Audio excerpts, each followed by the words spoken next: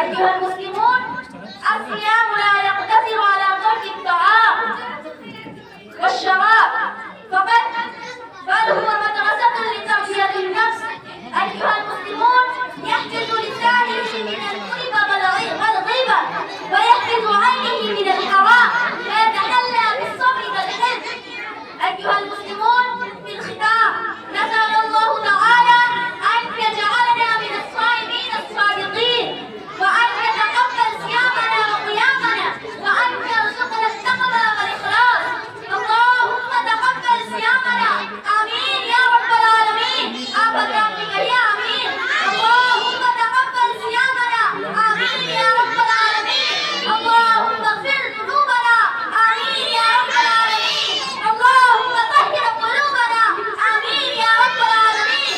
اللهم اجعلنا من عبادك الصالحين، آمين يا رب العالمين. وصلى الله على نبينا محمد وعلى آله وصحبه أجمعين. السلام عليكم ورحمة الله وبركاته.